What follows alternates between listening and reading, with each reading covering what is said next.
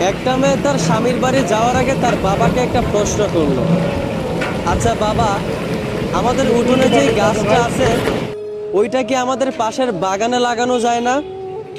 এই প্রশ্নের উত্তরে তার বাবা বলল, এই গাছটা 4 বছর পুরনো একটা গাছ।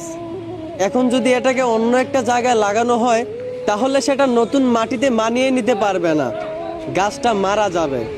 এই কথা শুনে মেয়েটা কাঁদতে কাঁদতে বলল, আচ্ছা বাবা, একটা 4 বছর পুরনো গাছ যদি তার জন্মস্থান ছেড়ে অন্য জায়গায় নিজেকে মানিয়ে নিতে না পারে, নতুন জায়গায় গিয়ে নিজেকে বাঁচাতে না পারে, তাহলে আমি তো তোমার ঘরে 22 বছর পুরনো একটা মেয়ে, আমি কিভাবে নিজের জন্মস্থান ছেড়ে অন্য জায়গায় গিয়ে নিজেকে মানিয়ে নিব? আমি কিভাবে নতুন স্বামীর ঘরে গিয়ে নিজেকে বাঁচিয়ে রাখবো?